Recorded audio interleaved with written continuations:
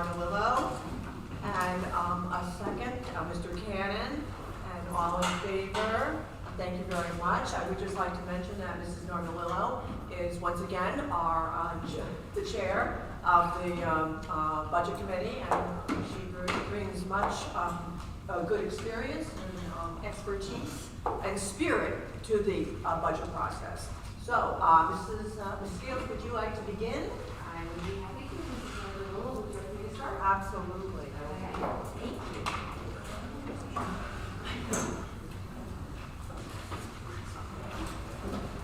Good evening, everyone. Everybody's kind of on that side, so you are over here, and welcome to our audience who's watching from home. This is the beginning of our 24-25 budget process, and I was thinking that when I was a kid growing up, there was a song that was something about the year 25, which sounded like forever off, and I realized this is only 2025, but I actually can't believe we're here already. So thank you all for being here. Thank you for all of you who are watching at home. Our theme for this year is, with our budget, is building for the future. And you might think, well, aren't we always building for the future?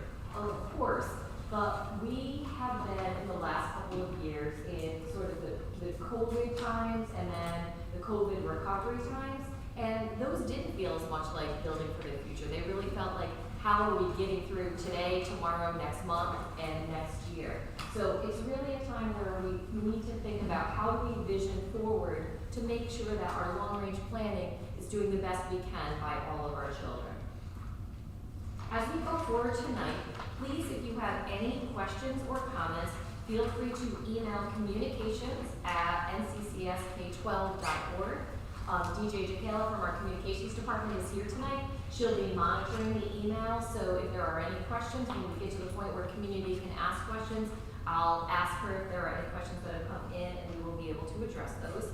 Tonight is really just the beginning of this process. It is a high-level overview of what the budget will entail as we move forward with some current context. So when we look at our budget, we always think about a couple of different things. First is the why.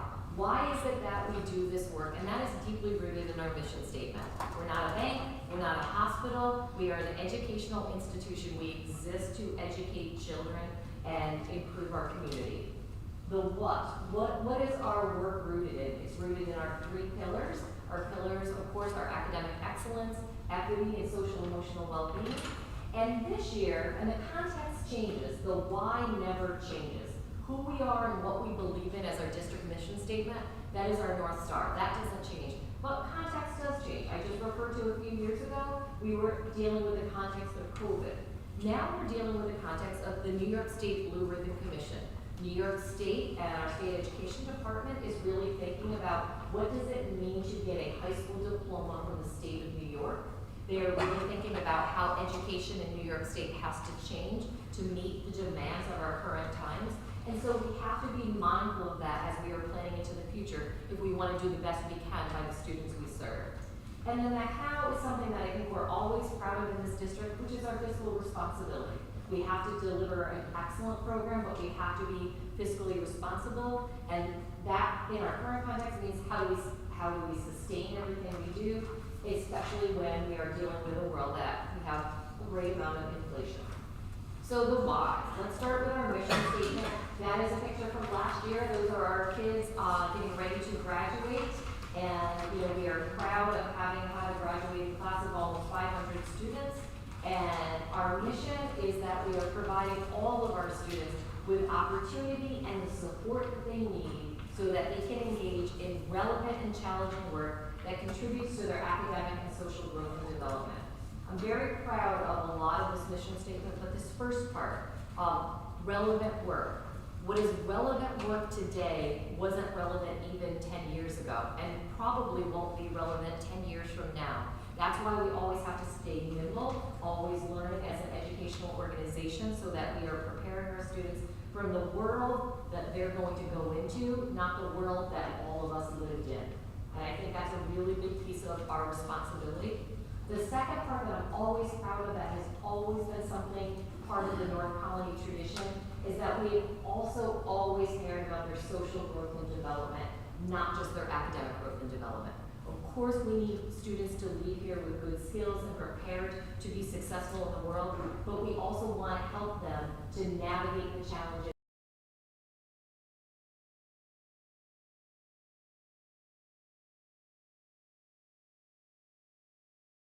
Each child should have the ability to find their person in this district who helps them to be their very best self. And that's also what is equitable, that each child can find that opportunity within North Colony. So the other part of the what, as I mentioned, is this New York State's Blue Ribbon Commission. Now, they are finalizing their recommendations. These are not going to change next year. So I don't want you to worry if you have a child in high school that, oh my goodness, well the graduation requirements are going to change. No, they'll start at some point in the future, and they'll start with a 9th grade class. They're not going to change midway through. But they've identified through 2+ years of work 4 priority areas. The first is that there have to be multiple pathways to get to a high school diploma. Now, we've heard that word pathways before. It means a lot of different things to different people. But in the New York State Blue Ribbon Commission, what they are saying is, we all know, many of us, if we grew up in New York State, that you take Regents exams, you pass Regents exams, and you get a Regents diploma. And that is the most typical pathway that people think of. But the state is asking us to put as much investment and energy into other ways that kids can graduate by showing skills in other areas where they can be career ready, they can be college ready in different ways. By doing things, they can be doing community service projects, they can be doing service learning, they can be doing multitude of things to show us that they are indeed ready to graduate from high school. And so that is one thing we have to be prepared for. That is very much related to assessment flexibility. So it might be that you can show your competence in U.S. history and without taking a U.S. history Regents. It might be that you could do that by producing a series of documentaries that shows your understanding of U.S. history deeply. And so that kind of work, that you're doing field research, that you're talking to people in your community, that is some of the assessment flexibility that they're highlighting that will be to come. Understanding meaningful, life-ready credentials. So that is when our students leave us at age 18, that they're able to be independently successful, right? So we do a lot of helping them, and we do a lot of making sure that they're meeting their deadlines and they're managing their time and their responsibilities. But in understanding meaningful, life-ready credentials, how do we make sure that when they leave us, whether they go to college, whether they go to the military, whether they go out to a career, that they do have the responsibility, they do have the understanding of what it means to act as an adult in a workplace, to act as a student at a college level, to act as an employee anywhere. And then curriculum, which is responsive, and instruction and assessment that is also responsive to the students in front of us. So it's not a one-size-fits-all, it's not the same curriculum from 1950. So they are really looking at asking every school in New York State to rethink what high school looks like. And so for us, of course, that will mean what does K-8 look like to make sure that 9 through 12 meets the new recommendations when they come out. They really categorized it into 2 different things. Number 1 is what students should know and be able to do upon graduation. And if you look, the first thing, this should come as a surprise to no one because we've been talking about it for a long time, 21st century skills, creativity, innovation, critical thinking, problem solving, communication, collaboration. Those are not necessarily the kinds of skills you get when you're studying alone to take a test. So when you think about it, you think about the way the world operates, and you think about who wins the Nobel Prize these days, right? It could be people from totally different countries across the world who are, through virtual means, collaborating to win the Nobel Prize. So this is the world our students are going to go into if we think about, how medicine works and how people work together to solve a problem for the patient. That's the kind of work that we need to make sure our high schools are set up for. If you have a high school where you have a bunch of classrooms where you just go from class to class to class to class, and you do your homework and you take your tests, you're not talking to other kids, you're not collaborating, you're not working on these creative skills to say, how do we solve some big problems in our world? And when you see some of what our kids do, you know they are very interested citizens. Social emotional skills, digital literacy, basic life and career skills, authentic learning experiences, connecting classroom learning to the world in which students live. How do we give kids more internship experiences? Civic education and civic readiness. What I like about this is if you think about our pillars, this is embedded in our pillars. 21st century skills are really what it means to be academically excellent today. Social and emotional skills is obviously our social emotional pillar. The idea of having authentic learning experiences that connect you to the outside world is all about equity, giving kids all different kinds of pathways that speak to their passions. So when I look at this, I do not feel intimidated by it. I feel excited by it because I think it's very much aligned with who North Colony is. It's just how do we imagine it for the future. And then the second part is how will they demonstrate this knowledge? And if we look at what they're talking about, performance-based assessments, that could be the documentaries I just talked to you about, but also experiential and work-based learning opportunities. So what does that look like in the future if part of the way that you graduate from high school is by proving that you have these work-based learning experiences? This is a different kind of high school than when you have to sit in class for a certain number of minutes for a certain number of days to get a certain number of credits and a certain number of classes whether you're interested or not. Like New York State is really asking us to reimagine. So I want for the North Colony that this budget and all future budgets continue to think about the ways that we can open up this potential for our students. Differentiated and growth-based assessments, an option for students to choose from different types of assessments. So if they're gonna have an option to choose, we have to be ready to provide those options. Different measures and changing Regents exam requirements. Now, I think we have a long tradition in New York State of Regents exams. I don't think they're ever going away. I don't think they should, to be honest with you. But I also don't think they have to be the one and only way, and that is what the state is saying too, is do they always line up with where the world is going in terms of workforce readiness and what kids may be doing in the future? So that's exciting. And then we put this together. And I think this is something that, this is the slide we go back to again and again with the public as well as with our internal people, us, employees, is this is what the commission has said a really strong New York State graduate should be. And I think if any high school can produce a really strong graduate, Shaker High School can. So it's a critical thinker, it's somebody who's culturally competent, it's somebody who's an effective communicator, it's somebody who's a global citizen, an innovative problem solver, somebody who's literate across content areas, and somebody who's socially, emotionally competent. This does not look like what the Regents Action Plan was from 20 years ago. This is very different.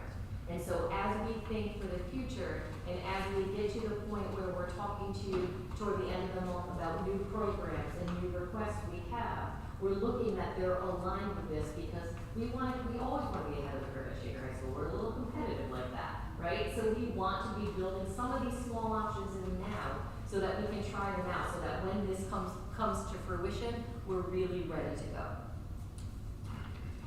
I think the key to this is the state saying, we are a very diverse state. We are a very diverse district in North Colony. We have kids who have all different kinds of interests, and their schooling should reflect that and give them a chance to build on those interests, because if you can build on your interest and your passion and get a job in that and contribute to our community, then that's the whole package, right? That means you've done everything to be successful. So I've been having to go through the archives for a couple of things that I had to prepare for the state. And in looking through, I came across some of the things that our students have been doing. Now, you know we have a thriving music program. You hear at a lot of monthly board meetings, recognition. Mrs. Keogh is here from our many musicians and how many awards they achieve.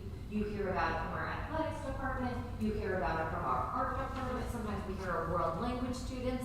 But as I started looking through and looking at all the little one-offs, I just wanted to share a few of these with you briefly, because I think this speaks to exactly what New York State is talking about. Our kids are so incredibly interesting because they have such varied interests. So if we look,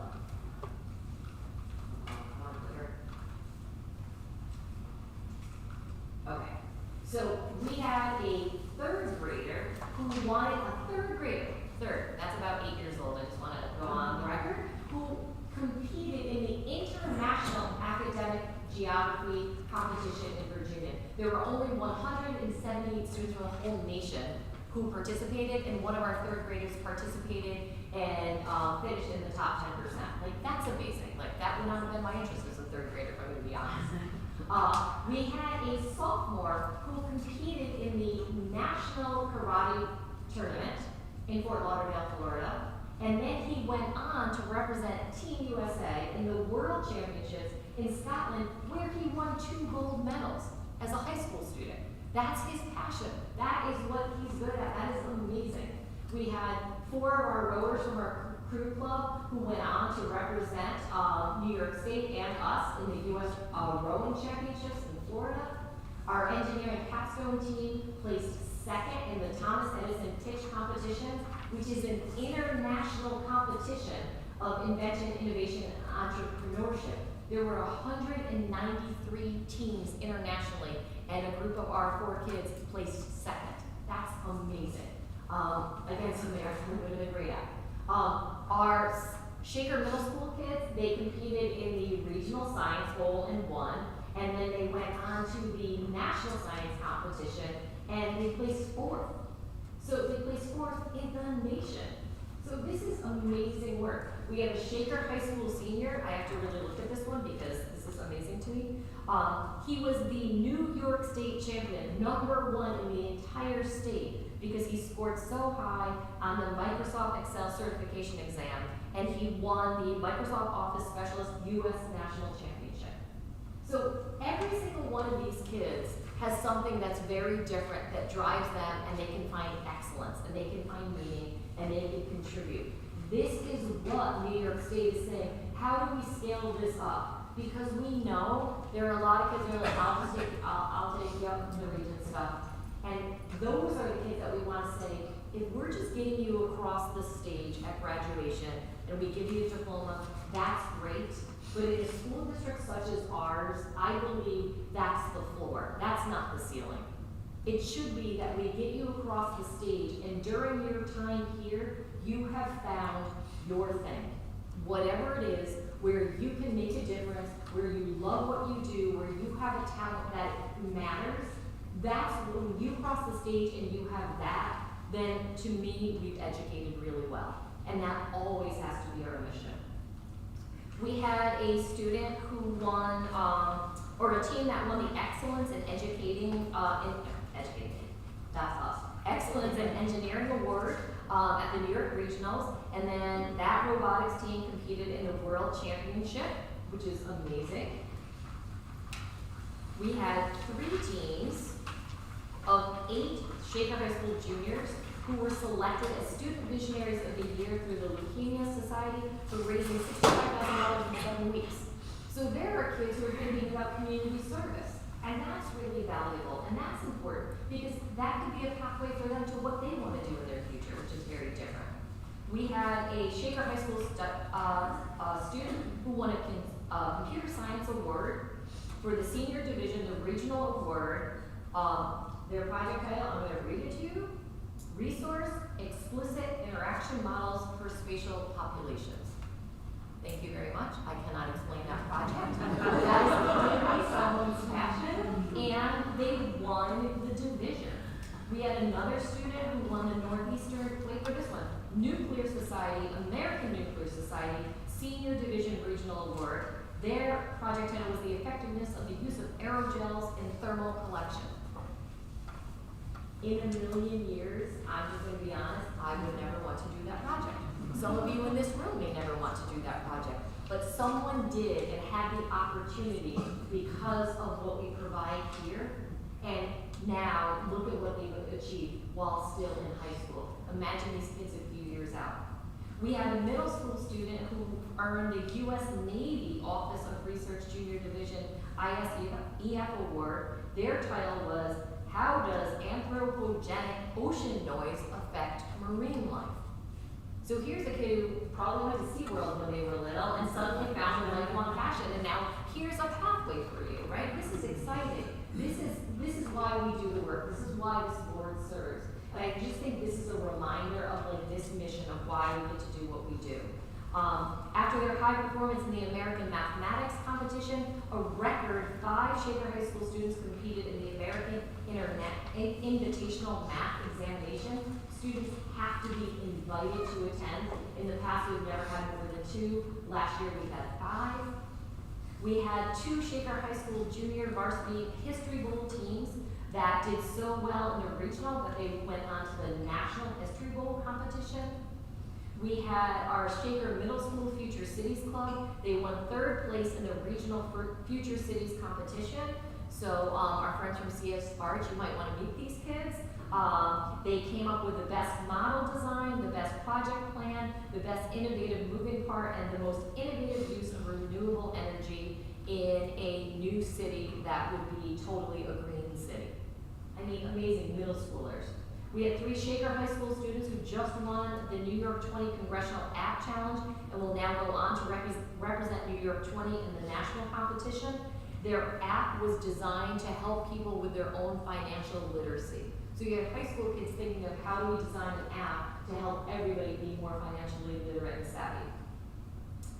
You might remember from November, if you voted in Albany County and you got an I voted sticker, that was designed by one of our 4th graders. The Albany County Legislature had a contest, and so our students in art took part, and one of our 4th graders had the winning design, and his sticker was handed out to every person who voted this year.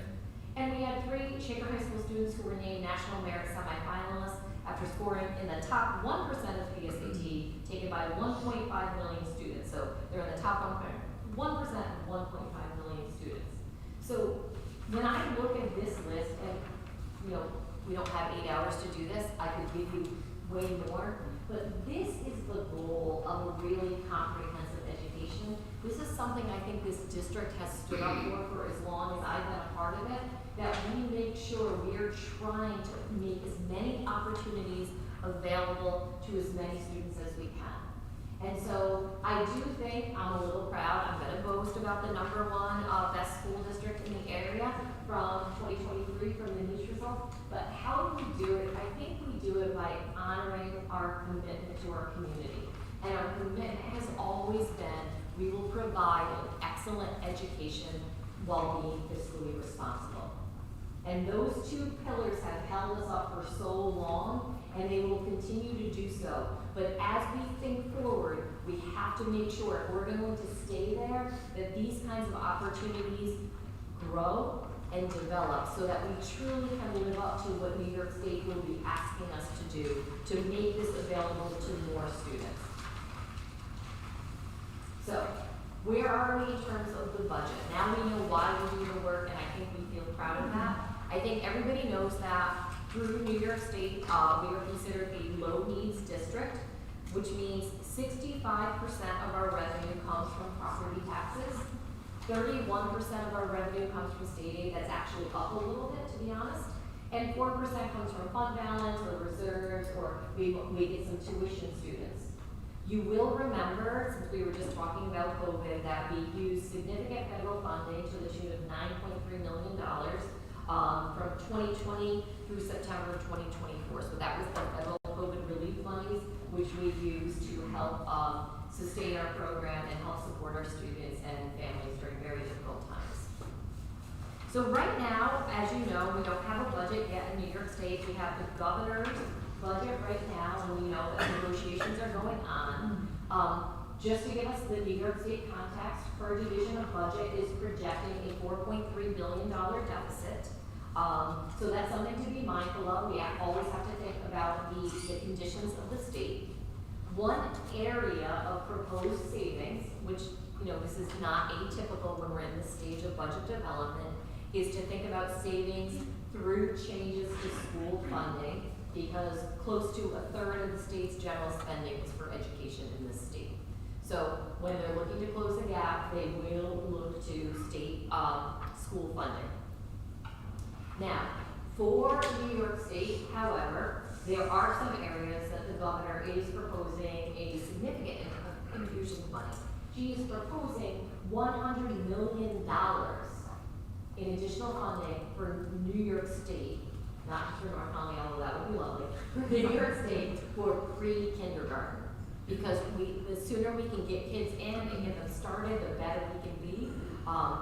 For us in North Colony, our problem continues to be that we have a space shortage. We don't have additional classroom space to have 10 more classrooms. The same thing happened last year. It happens in many districts in New York State. There aren't a lot of pre-K teachers, and so a lot of this money, which gets put into the budget, gets returned at the end of the year to New York State, and they kind of know that because we don't have a lot of pre-K teachers in New York State, and there is a shortage in a lot of spaces, in a lot of school districts of space. So we will be looking to see what we can do with that and look for additional partners as we move forward. The more kids we have, the better that we do, and we make a better transition for them in kindergarten. There are no reductions to any of the expense-based aid categories, and grants received to pay for zero-emission bus mandates will not reduce transportation aid. So we'll talk a little bit more about that later.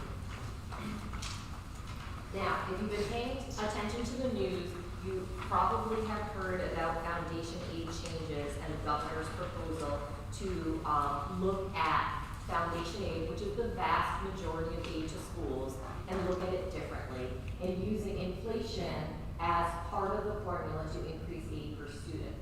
So, as Governor Hochul has worked through her budget, she is talking about a change to the formula to use a multi-year average of 2.4, which reduces the inflation factor. So instead of saying we're going to use the inflation factor to decide how much, she said, like, if we use a multi-year average, it comes down to 2.4, which means less foundation aid in certain areas.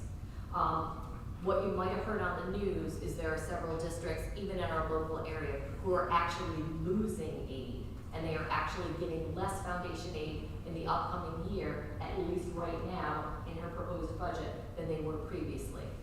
And there used to be a place where there was something called Save Harmless, where districts were saying, like, at some point, they might come back, you might be overfunded, they may come back and ask you for money. North Colony was never one of those places. You know, last year we finally got made whole. So we are actually projected, because our enrollment is surging, to receive a 7.1% increase in foundation aid. So that is very good compared to some of our neighbors. Now, that is because our enrollment is surging. However, even with that increase, if they had used the old formula versus the new formula that the governor is now presenting, under this proposed formula change, we actually are getting $431,000 less in foundation aid than what the formula should have given us. This is a little bit of history repeating itself. This is why it took us 10 years to get made whole again just last year with foundation aid, because years ago under Governor Patterson, they changed the foundation aid, they took money back, and we were losing money all those years. They finally just funded us fully according to the formula as of last year. It took 3 years to repay North Colony to what we were owed under this formula. And now if this goes through, we start right back. We're still getting an increase. We're luckier than a lot of districts. I want to be clear about that. But we're getting underfunded by over $400,000. We ourselves in North Colony are getting an additional $990,000 in pre-kindergarten funding. That has a lot of strings attached to it. We can't just say, like, thank you for that, can we use $500,000 over here? Nope, you have to just use it for pre-kindergarten. We, like many districts, are not going to be able to use all of that aid that they give us, and so that aid goes back to the state. Okay, so zero emission bus mandate, we're going to have to start reporting how we're getting close to and getting ready for this zero emission bus mandate, which is coming forward. So we have to look at our electrical grid, whether we have charging stations, whether we're training the workforce, how many buses we're purchasing, how many we'll be purchasing over the next couple of years, etc. So that is something that she's putting in her budget, a new reporting mechanism for us. So the mandate, which started in 2023 that we have to report on, what is that saying? By July 1st, 2027, which really isn't that far away, although it feels like it is, it's not. Every school district in the state of New York shall only purchase or lease zero-emission buses. So you will no longer be able to purchase a diesel-powered bus. Because by 2035, every school district has to operate and maintain only zero-emission school buses. So hence you have to stop purchasing by 2027 because they stay on the road for 8 to 10 years. So by 2035, every school district in the state of New York will have to be running a fleet that is only zero-emission buses, and the state aid for the buses will be paid out over a 12-year period.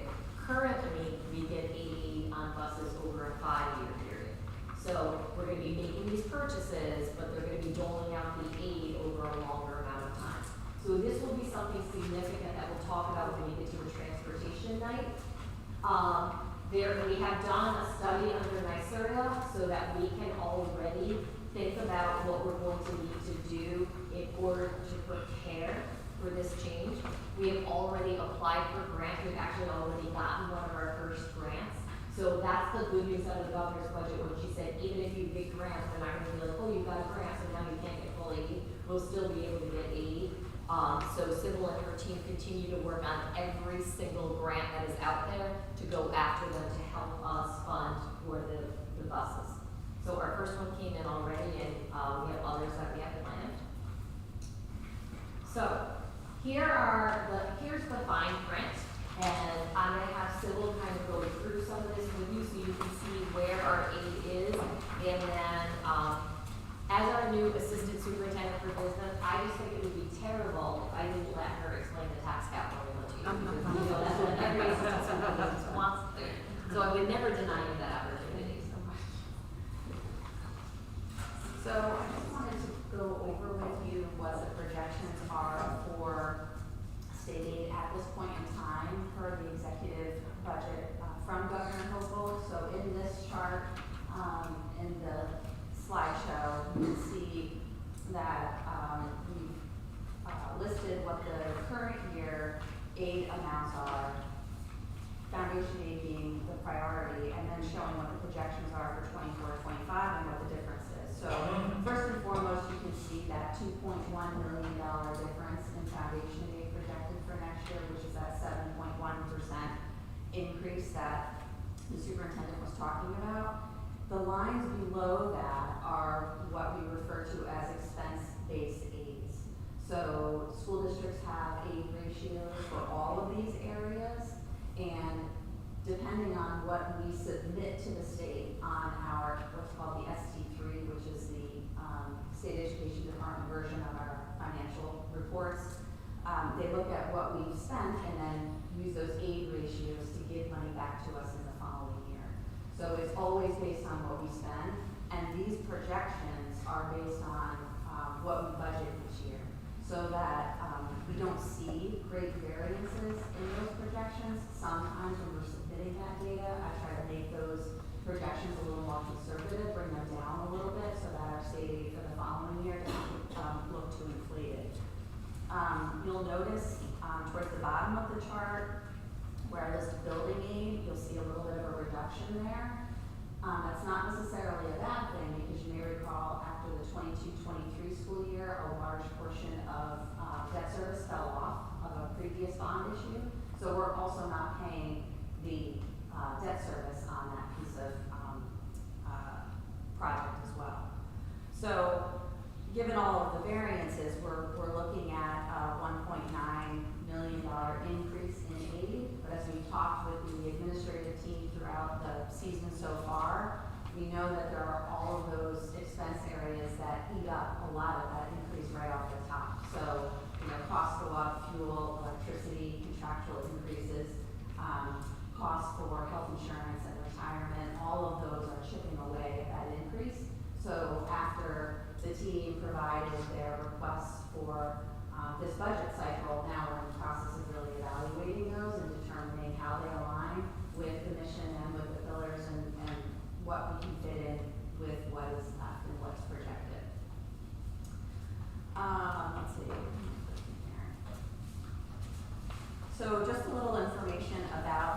levy calculation. As you know, this has been with us since about 2012.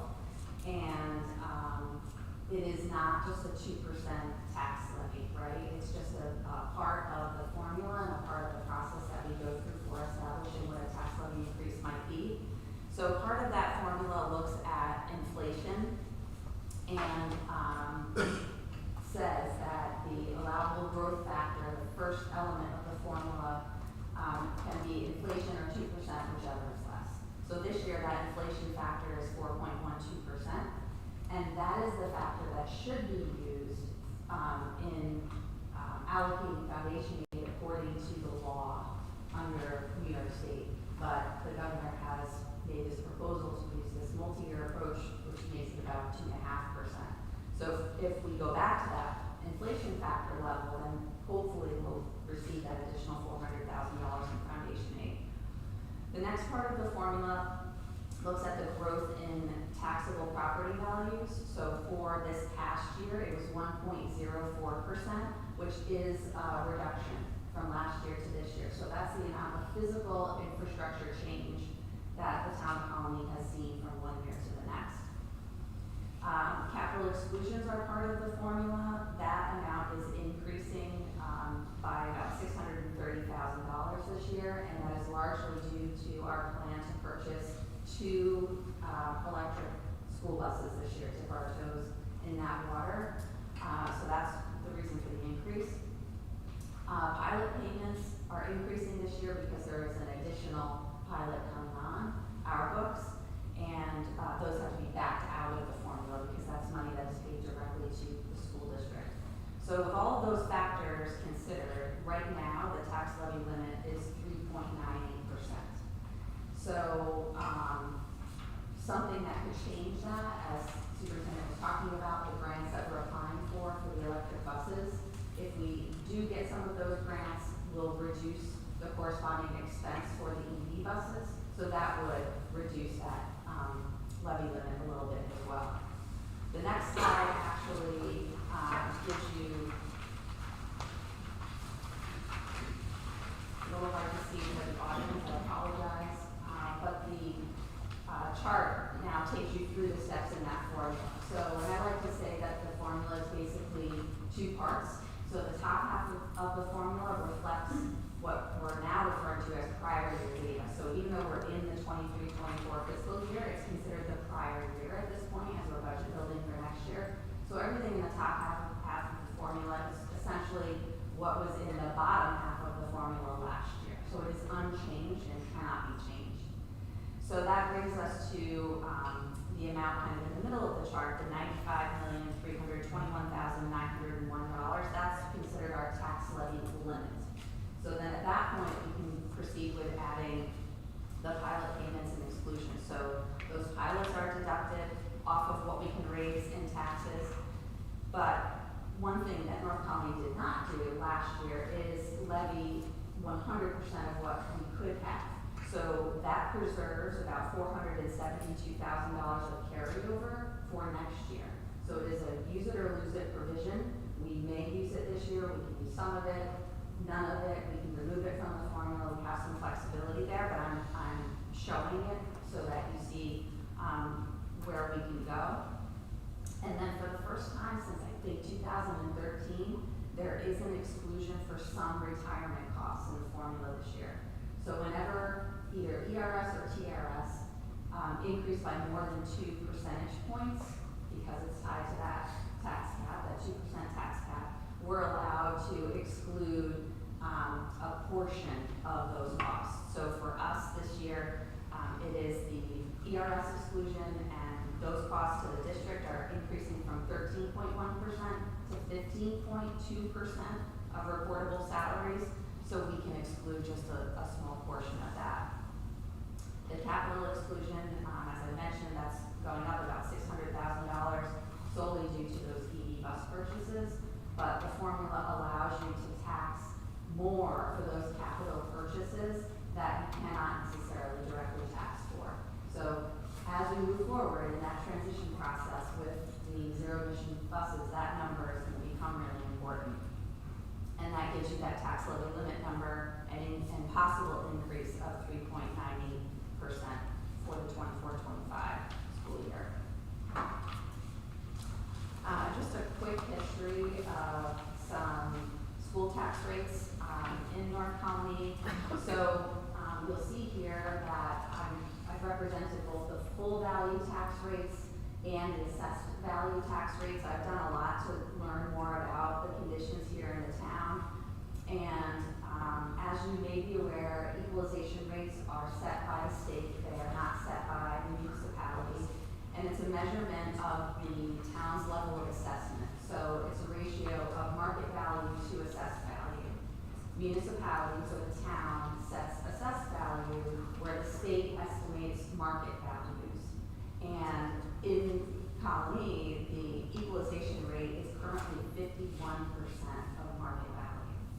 Last year, it was 55% of market value. So the market value of homes and properties is increasing obviously faster than any kind of assessed values are. And I don't have any preliminary information at this point about what that level may look like next year. But keeping in mind that as we move towards talking about the capital project, we will be talking about tax impact based on assessed value, not market value. Your homes are assessed based on your taxable value, but are worth much, much more. Let's see. We just have a review of the schedule for the rest of the season. Check off the first date.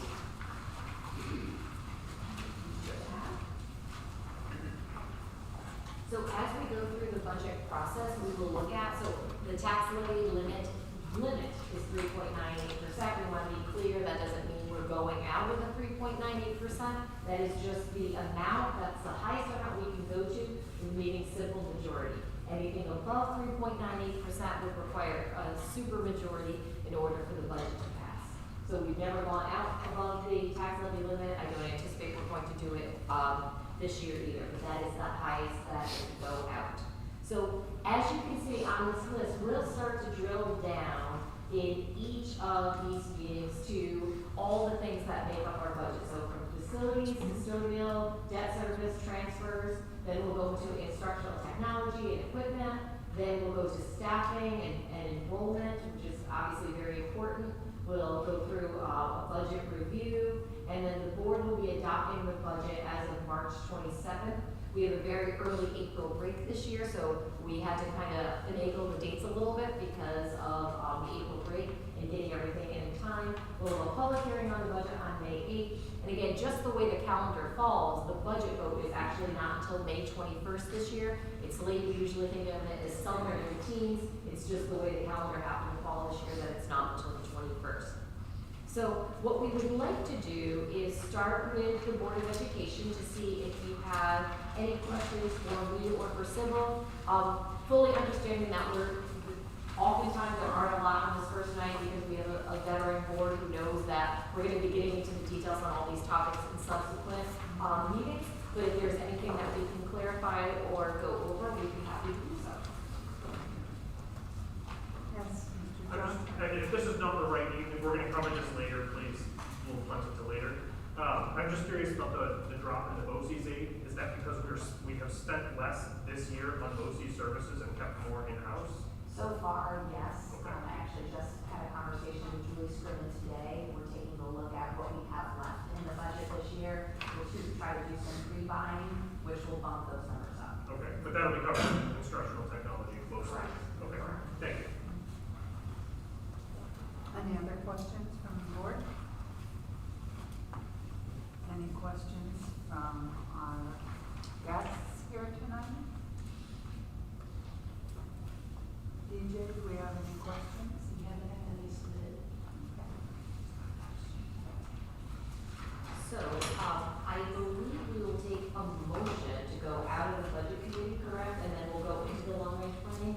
So, we hope you will stay. We're going to talk to you about the capital project because as we talk about developing this budget for the future, we're also talking about going back to where we left off in 2017 when we did our capital project and we did the elementaries and the middle school. And I remember very much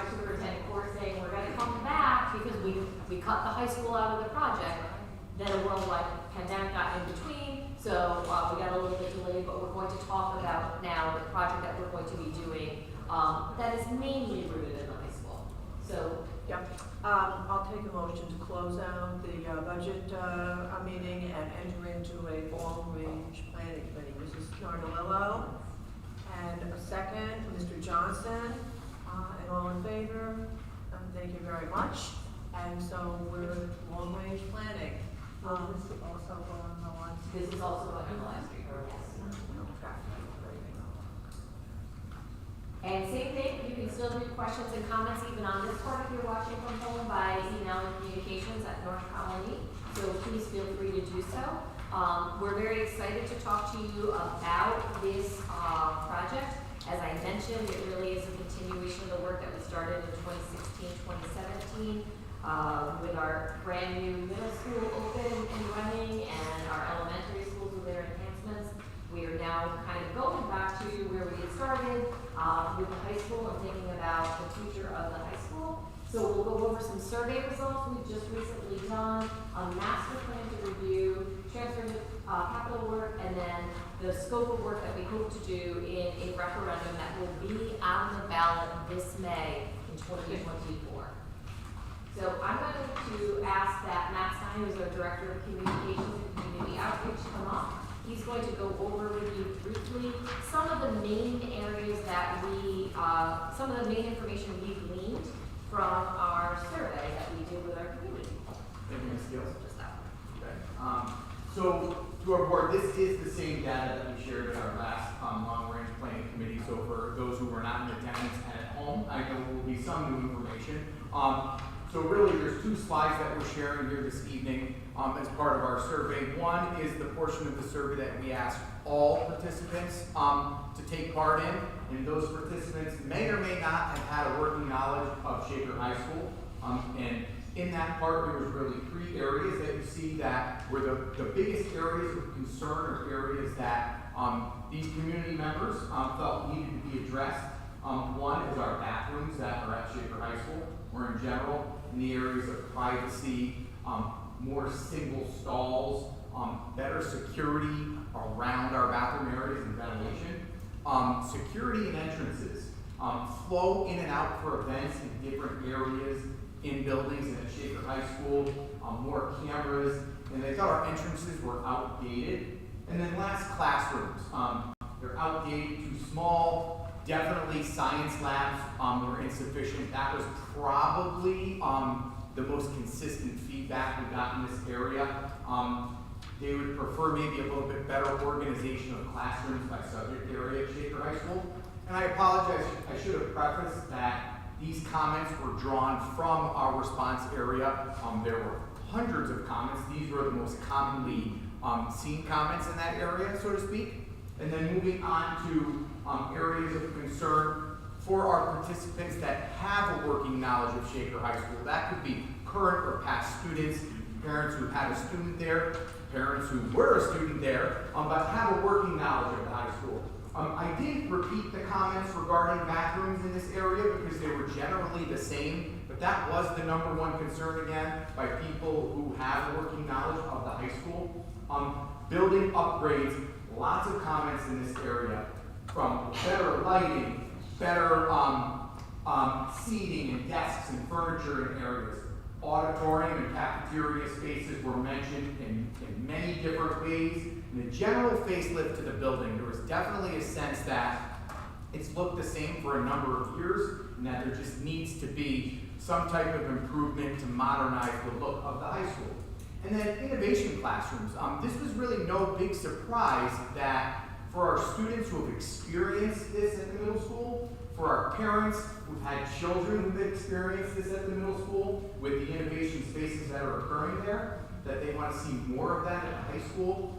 Art, music, and science, without a doubt, were the three subject areas that were mentioned with the most frequency. And that's not to say that other subject areas were not, but without a doubt, those were the big three that you'd see repeated the most, and getting upgrades in those areas and improving technology and equipment throughout the building.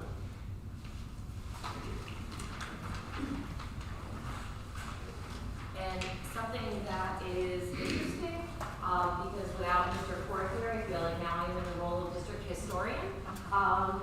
This is from our 2016 project, and I pulled it off our old website, and it was talking about how could newly designed 21st century instructional spaces enhance the quality of programs for students at Shaker High School. And, very interesting, music, art, career and technical education, sciences, health, physical education, and athletics. So the very things we're talking about now, this is what we were talking about and have been identified in 2016. So our community is consistent in what they are asking us to pay attention to. So what we'd like to do now is invite up the team from CSR. CSR are our architects. They helped us with a very successful project that included the elementary and middle school, and now they will be helping us to understand what the changes would be to a high school project. So we're going to start first by just a master plan review. If you are in the audience, if you're watching from home and you haven't been in Shaker High School, you don't have students there yet, your kids will be going there, we want to orient you to the building first, so then you can see the kinds of things we're talking about in terms of changes. So just this one before. Yep. Okay, I'm Ron BOE from CSR, so we have the rest of our CSR's team here, and we also have a team from Schoolhouse, who's been helping us with the cost. And first I'm just going to briefly tell you what we did over the last year, what we looked at the high school. Melissa and I mostly have met with all the programs, music, art, CTE, science. We've looked at what is in the school currently, and we've talked to them about what their needs are in the future. After gathering all that information, we put together a master plan that shows how we could kind of redesign areas of the school to accommodate all those needs for all those different departments. This is color-coded for some of the different departments. Music is in the lower left there. Special ed is yellow. One of the big concerns and areas for improvement is the cafeteria and the kitchen. That's right in the middle of the school, the kind of turquoise and the darker turquoise color. General classrooms are all the purple. They're around in the L, J, K wings. And then we have the smaller area of the family consumer science classrooms. So that's the first floor. Second floor, this shows science is in green. Currently, there are only maybe 1 or 2 science labs that meet the standards size-wise for what a science classroom lab should be. So, and the need is for about 25 of those labs. So what we would be doing is renovating, increasing the sizes of rooms, and displacing regular classrooms that are currently in those areas. But you can see that in that green, all that science is what will be renovated to accommodate the needs. Art is the pink over on the left, kind of beige color in the middle. D-wing is where CTE, career technology education, would move to. So these two plans show a lot of moving around of rooms, a lot of renovation of space to accommodate the things we heard walking through the schools and talking with the different departments. It's very ambitious. It affects a lot of the school. One other thing I'll point out is it's a little tough to see that there are kind of 4 areas outlined in orange over on the J wing and also over by the music and art. Those are additions. Those would be additions to the school. There's also some small addition areas in the D wing for CTE. Taking all that information, we also produced plans that these now we could give to Schoolhouse, and they could start to provide cost information at areas of levels of renovation. So we have kind of orange color-coded into different levels of renovation. The lighter orange would be less costly renovation. The darker orange would be more costly renovation. So they could start to put numbers to that. In these plans, yellow is the addition. So we have an addition to the J wing, which is classrooms on the first floor and science labs on the second floor, and we have some additions to the music department to increase the size of their inadequate rehearsal spaces for band and orchestra. And another thing that's come out of the needs is a complete rebuilding of the auditorium.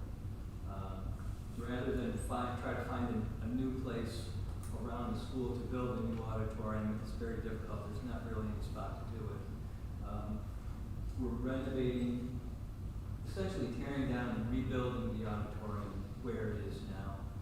We would have a balcony, the seating would go from about 700 to about 1,000. Provide a new lobby space, because the lobby is woefully undersized right now. Rebuild the restrooms that are around the lobby. And expand the stage a little bit. So that's the first floor. Second floor, same thing, yellow is the addition areas. And then the levels of renovation. You can see all those signs that were in green around B wing, K wing, the other side of J wing, M wing.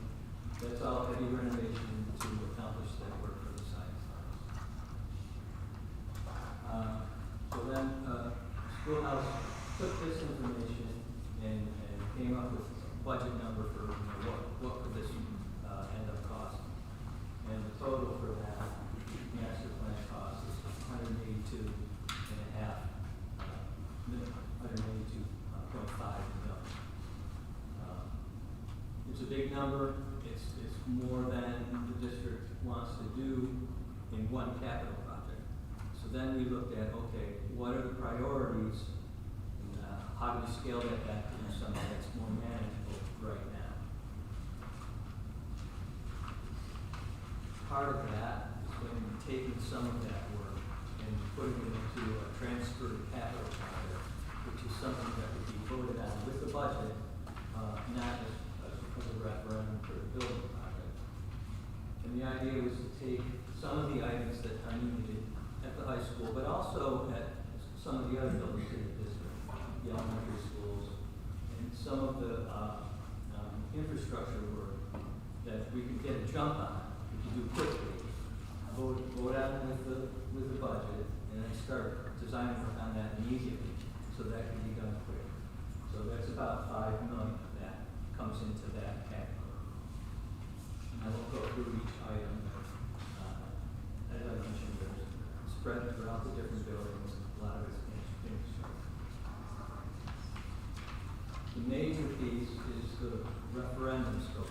So taking that $182 million, scaling that back to a reasonable amount now to do first. The priority needs were the cafeteria and kitchen,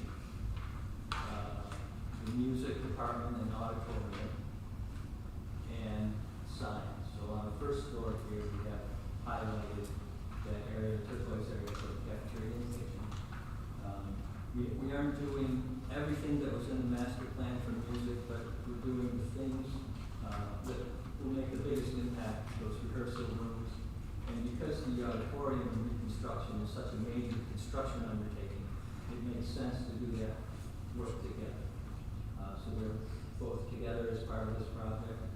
The J-wing addition is part of this first project where we have classrooms on the first floor. We also have to address the things that came out in Matt's questionnaire, the safety of the bathrooms.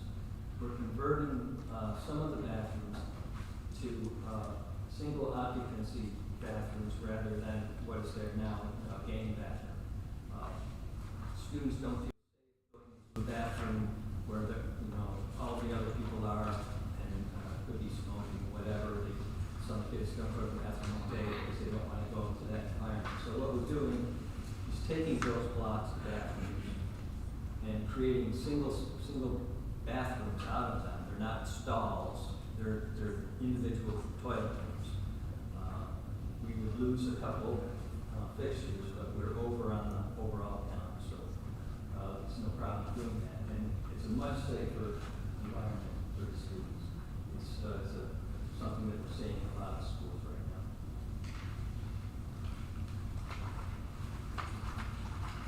And on the second floor, we have in blue showing balcony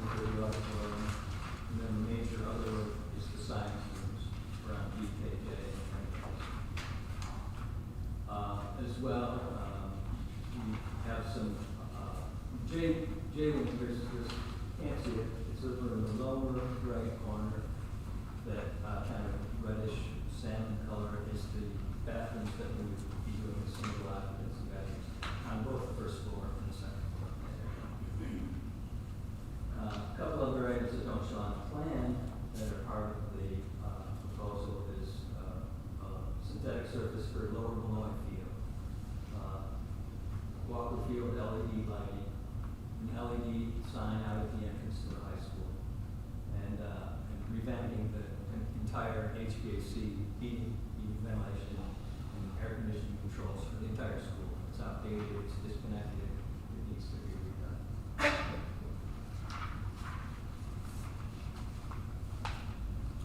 Are there any questions on it? You said that there were some things for the music department that we would not be getting? Yeah, as part of the programming that we did, there, the number of music classrooms, smaller rehearsal spaces, enlarging the choral room, those are not definitely in that. It's not to say we couldn't find a way to do some of those things, but they're not counted yet. The things that are really important right now in this proposal are the band room and the orchestra room, enlarging them. Because I'm no architect, but if we're putting additions and ripping it all down anyway, I'm just wondering, Why we wouldn't do those also? why wouldn't we add some more blocks? Because now's the time, right? And then plus, We can, in the master plan, in the overall plan that I showed you in the Right. beginning, we found spaces to do all those things. Right. Without having to do an addition. So it's less costly. So to keep costs down for this first referendum, those were the music areas that we put. But without the additional rehearsal space? With it. With it. So I think, if I can, there's a couple things that, when we're making these decisions, it's also, as you go through and you see how much of the building is going to be touched at one time, you have to think about not just what the cost is, everything that's on the list is something that's needed. The building, as we know, is old and dated, but you have to be able to start with, for example, the J-Wing addition, because you need the extra space, because when we're about to renovate this hall, we've got to be able to put students in the new classrooms so that we can come back and now renovate this hall. So part of it all is the phasing. So in this first part one, part of our decision is not to say like CTE isn't as important as science, it's just we can't do the CTE until we move the other space. So everything has to be figured out from a timeline perspective. So with this, you get the auditorium and you get the bigger band room, orchestra room, all those bigger rehearsal spaces. But not little individual, but some of the individual music classrooms, those aren't in this first project, as are other classrooms. Those would go into the next project. But the main work, the bigger spaces, which is where we really need it because our programs are really growing, those are all in this project. And it doesn't mean that there won't be any music classrooms. Right. They'll stay where they are right now. The other piece, Ron, is it affects art, right? So Yeah. the more we impact music, it has a ripple effect through art as well. Right. So that we don't have, we can't tackle all the art programs through this first phase also. That's gonna have to go to a future phase as well. the 94 million, does that include the transfer to capital work, or is that in addition to? It's separate. Okay. The transfer to capital is part of the budget, Yes. and then, so it's separate. And I think since you brought it up, I was gonna say this at the end, but with the transfer to capital work for, our community and people who are listening at home, a few years ago, the district established with your vote a capital reserve. So we already have that money in the bank. So everything that Ron showed you on that list from transfer to capital, can get done more quickly than all of this which will have to go through a state ed process. So even getting to some of the bathrooms right away, because we heard that loud and clear, getting some of that work done, it can be done more expeditiously, but B, we already have that money in the bank. It's kind of like if you knew you were gonna do something on your home and you set up a savings account, and now you're actually ready to do it, your money's already there. So that's not extra money, that's money we have set aside. So all the things that are in that transfer to capital list, can we go back to that slide? All those things are actually, come up to about $5 million. We have about $10 million that we have put into that savings account, which we would call the capital reserve. So doing the gymnasium floor, doing 2 different bathrooms at the high school, adding upgrades to the elevator at Loudon Middle School, resurfacing the track, doing some work at the Blue Creek cafeteria, doing some work in the Loudonville music rooms, doing some work at Latham Ridge in their gymnasium, doing some water heater replacements, doing some sound panels in different cafeterias. All of that $5 million, we already have the money for.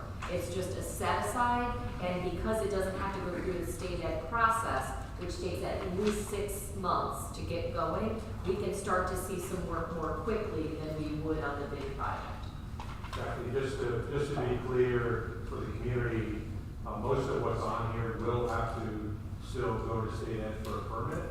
There are items you can start sooner, but it will happen much quicker than the major capital project. But just to be clear, we will have to still get state ed approval on most of what's on here. Thank you. So it doesn't need the permit, it doesn't go through the big review of the project would be. Thank you very much.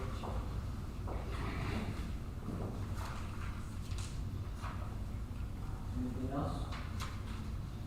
So just to clarify, the timeline would be from the budget vote and then 6 months for it for the permits to get, and then we would start construction? Construction won't start on transfer to capital major, transfer to capital work until 2025. Okay. The rest of it will be 25, 26, 27.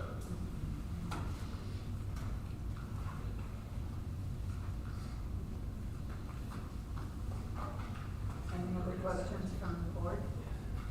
And I promise I won't do this for the board every time, but as you see all the green up there, which are the science rooms, the science rooms at the middle school are actually better for teaching science than science rooms at the high school because they were redone. And they're combination classrooms and lab spaces, which is how people work, right? You're learning about something and then you're doing the lab. We do not have that at Shaker High School, which forces us in a very strange position of kids having to go to class and then go to lab like later in the week in a different location instead of having it be this fluid back and forth. And what I said, I promised the board that I won't do every time, but I'm going to do it this time because I love to say this, is the high school was built in 1958. So I really like to say that our science labs were built literally before man walked on the moon. So when we talk about staying current and relevant and what science looks like in today's world, it doesn't look like what it did in 1958. So, sorry, CJ, you're from number. Yeah. So the total cost here is about half of what the total master plan.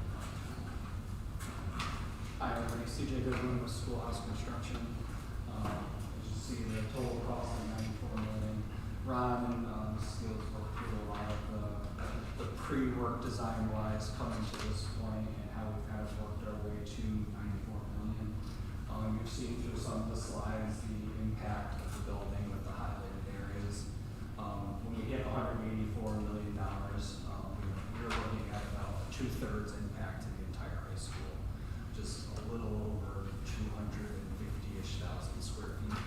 So part of our process is understanding from the design team of the school district where those important areas are, but also putting together a budget that can help them achieve that in a reasonable amount of time.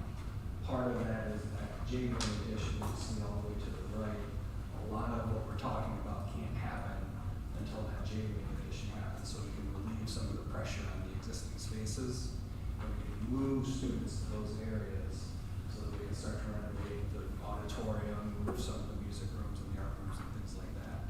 And so as part of our process as a construction manager, in terms of building that budget, is having that thought process with the design team of how long will that take, how long will that impact the space and the students, and how we add dollars to that, so that as we get through the process, we've got enough capital to make sure we're covering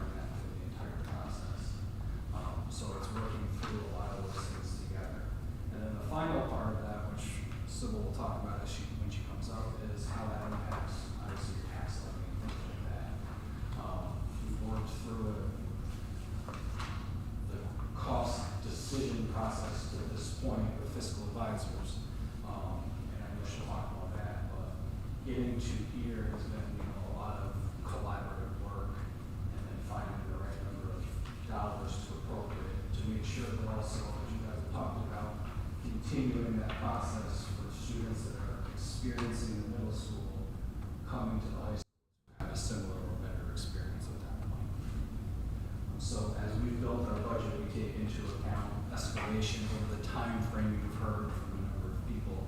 We're standing here in 2024. We're moving forward to construction 25, which will transfer to capital, so we hit those things early. We're also building the budget out to 26 and 27, knowing that SED will be 6 months. There could be stages to this work in terms of how it gets rolled out and making sure we've allocated dollars for that process. So I don't know if this is going to work. So, as Ryan had mentioned through, as a quick summary, is the two-story wing and the J-wing, it's going to have the science labs, and then you've also seen a number of those other green areas that surround that J-wing. Basically, every science classroom in this building will be impacted and updated and modernized. The cafeteria renovations, which we've discussed, the control system, single occupancy toilets, J-wing, G-wing, single occupancy toilets, the new sign out front, and pulled in areas where we're doing roof replacements that are impacted by those additions or those large-scale renovations where we're basically deconstructing the auditorium and then reconstructing it in its place and expanding its size. Another item on there that's part of that $94 million is looking at adding turf to Lower Malloy and then upgrading the field lights on Walker Field, which brings us to that total. And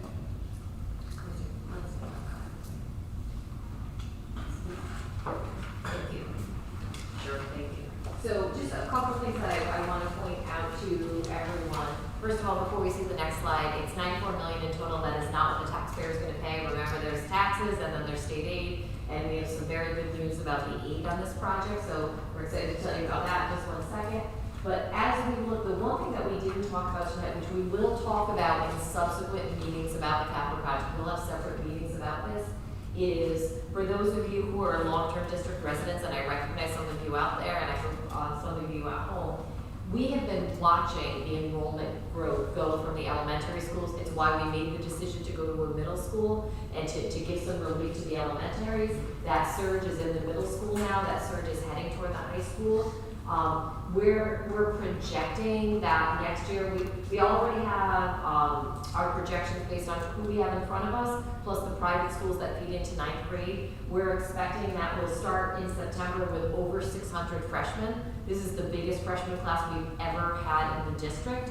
As that rises, Shaker High School is over the next 4 years going to go up to about 2,400 students. That is a giant high school. You know, I talk all the time with my colleague at South Colony. When I started in 2010 as assistant superintendent, North and South Colony were almost exactly the same size. We were a little bit bigger. And at this point, we as a district are at 6,200 students and they're at 5,000. Like, there is a significant difference. And that bubble that we've been watching is about to hit the high school. So as these bigger numbers come up, that is another reason we absolutely, the 2 small cafeterias we have barely hold our kids now. So the auditorium is barely sustainable now. So some of this is also really enrollment driven, as it was at the elementary and as it was at the middle school. The other thing I want to say, something that Ron mentioned before, is trying to put so much of this in the footprint with very little addition. A, of course, that is related to how much it costs. But B, if you have been around Shaker High School and been around this district for a while, we're just really landlocked. There's just not space for us to expand anywhere. And if you know the campus, and if you know from Blue Creek to the middle school to the high school, not only are we landlocked and down to the bus garage, we are surrounded by wetlands. So on a day like today, you are in a soup bowl. So there aren't spaces that we can easily add. So it really took a feat for the team to come together to say, we want to change all these models for kids so that they can work and continue to achieve, but how do we do it within pretty much the existing space? So you saw J-Wing that was always planned in the future when they originally did J-Wing, that could have a second edition. We saw some space around the auditorium and then that section of the building, but not that much because we just don't have the space to build. That is one of the reasons to go with Lower Malloy with the turf field. We have so many of our sports teams who try to play down there who just can't play as we get these wetter and wetter springs and as our weather changes here, as we're all realizing. So to make that really usable. And then the one thing I just want to add about the Walker Field lights is, A, they'll cost a lot less over time. Like, we'll get our costs back on that very quickly as we change, just like you've changed from like old light bulbs in your house. But the other piece of it is they are very directed on the field. Right now, if you go by on 155 on a night when there's a game out there, you know they light up the whole neighborhood. So these will be directed on the field. They won't spread all that light to the neighbors, and it'll be much more concentrated. So both of those are small things that can make a big difference for our teams to be able to play. As our number of students grow, our number of sports grow, our number of athletes grow, our number of teams grow. So if we have all these students and we want them to participate because we know it's good for them to be connected and we know it's healthy for them, we have to be able to make these accommodations so they can actually play. So those are a couple of the things. So as it comes to the 94.1 million, I'm going to have Sybil come on up and just explain. I wish this were a little larger. I apologize for that, but she will explain this. And we'll talk about the tax impact and what it means to you, the taxpayer. I just want to reinforce a lot of what Kathy has talked about in terms of the master plan and what's been presented tonight. We know that all of that work has to be completed. And SED incentivizes school districts for doing capital project work by giving that building aid in return back to the community. But you can only spend so much over a period of time. So Fiscal Advisors has worked with us to help us put together which parts of the project fit together the best based on the ability, based on what is an addition and what is a renovation. And so we want to be very clear that this is the first phase of completing the entire project. And so we're looking at 2 to 4 years of active construction. And after 5 years, those factors, those maximum cost allowances that SED looks at for building projects and applying building aid will recover, and we will be looking at coming to the board and to the community for an additional vote to complete the rest of that work in phase 2. So just want to make it very clear that this is a multi-phase approach to getting all of that work completed. So once we get through the successful vote and those designs and plans are under review by SED. Once we can begin construction, what we would do is issue bond anticipation notes, short-term debt, bands, just borrowing a little bit at a time so that we can keep construction going. And our first interest payment would likely not impact the budget until 2027. So I just want to be clear that this example and this illustration is based on 2024 data and factors and values, but it really is an example of what it might look like in terms of budget impact in a few years. So we would see debt service once we move from banning to bonding, likely a year or two later. We would be looking at the total amount of debt service of the total project cost of the 94.1 million being repaid over 15 years. And that aid is paid over that 15-year life. We have some other debt service dropping off in 2035, but this new debt service would likely come on in 2027 and run until 2042. So our goal is to really make that debt service align and be more seamless so that there's less impact to the taxpayers, and that's what we're working on. But in 2035, we have about $1.7 million dropping off, which will absolutely help. So in terms of what the potential tax impact could be, and again, this is an illustration, we're looking at an estimated project cost of about $94.1 million. And Fiscal Advisors has helped us look at all of those factors for the aid and in turn has said to us that we're looking at receiving about $73.5 million back in aid over the life of the debt service. That represents a 78% aid ratio, which is excellent, and which is really, really excellent. Applying that aid ratio and that potential scenario to a tax impact, we're looking at $1.16 per $1,000 of taxable value of a home. So in this example, I spoke with the assessor's office and they gave me these assessed value numbers. Homes assessed, not valued, but assessed at $100,000, $170,000, $300,000, and $500,000. And then we've applied that estimated taxable value of $1.16 per 1,000 to each of those potential values to show what someone's tax increase might be applicable just to this building project per year for approximately 15 years. So, and again, it is an example and completely based on factors in this current year.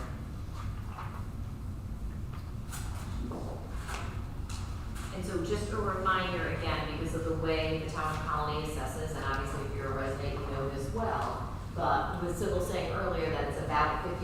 So when it says assessed value of $100,000, that's probably a market value house of about $200,000. When it says $170,000, that's probably a market value house that would sell for about $340,000. So by the time you get up to the $500,000, that's a house that probably might sell it at $1 million. So just don't be confused, because I know people will sometimes say there is no house at $100,000. Indeed, there is not. But remember, that's not your market value; that's the assessed value. And I think something that I really want to just end with for the board before we get to questions is, it is remarkable that in the work and the way that we put these pieces together, that with the state incentivizing making these changes and incentivizing us through building aid, that is coming in at about 78%. So that means the public really is going to fund less than a quarter of the cost of this project. Now, to give you a sense of perspective, for those of you who have been here for a long time, when we put out the first bond project that did not pass back in 2016, you remember Mr. Porter talking repeatedly about we were trying to get it in while we were still receiving annexation aid from Maplewood, because that was going to make our aid ratio even better. And if we didn't get it in time, then our aid ratio would be less, the state would pay less, and the public would have to pay more. Back then, in 2016, and again, I've been pulling the documents, back then, if we got the enhanced aid, if everything had worked out perfectly, which we know it didn't, the enhanced aid then was 69%. And if we didn't get it, it was going down to 52%, which we didn't get it because obviously we didn't pass the first bond project. But back then, even if we'd gotten the best, it would have been 69%. Because of the growth in our district, and because of the state and the way we put this together, this time we're getting 78% back. So the public share is significantly less than it would have been even with the best case scenario back then. So I do want to focus on the fact that of 94 million, the state is going to come in at 73.5 million toward that price tag. Questions from the board? And again, we will be having, the next step will be, I'm sorry, before you ask your questions, I asked you questions and I'm talking. The next step is that at the March monthly board meeting, the board would take an official vote to say, yes, this is the project this is the referendum we want to put on the ballot in May at a regular meeting, or at a regular Board of Education vote and budget vote. So that would be, they would make that decision at the March monthly meeting. That is the Monday before April break week. So that's a 4-day week. Then we'll all go on April break. When we come back, then we will, as a central office team, be going out and about and really going to all our different school communities, going out to all our different groups, and talking about this project and making sure people understand exactly what it is, what it looks like, how much it will cost, what it will do and offer for our students. So much more to come, but we wanted the board to have everything because they do have to vote by the March monthly meeting. So now, questions, I apologize. Mr. Johnson. When we're talking about the estimated tax impact, is that an annual impact over the 15 years of the, okay, thank you.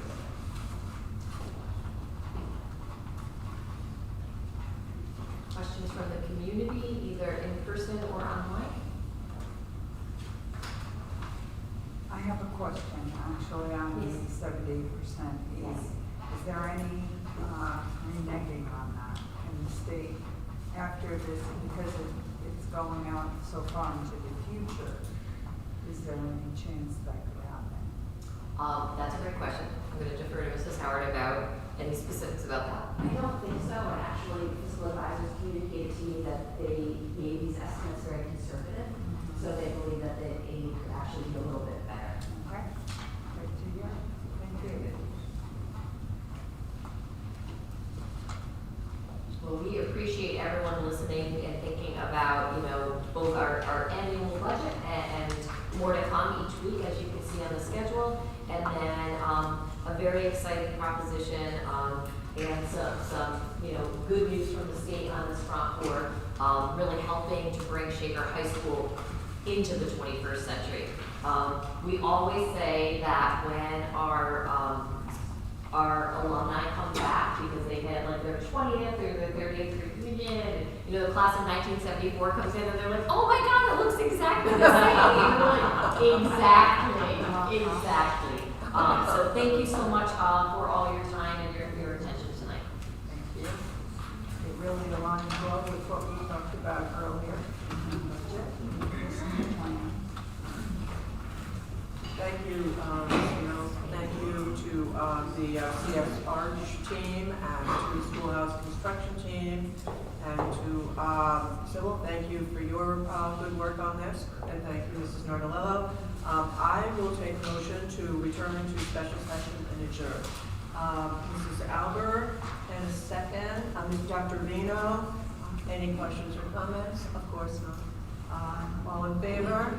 Thank you very much. And thank you all for coming. Thank you.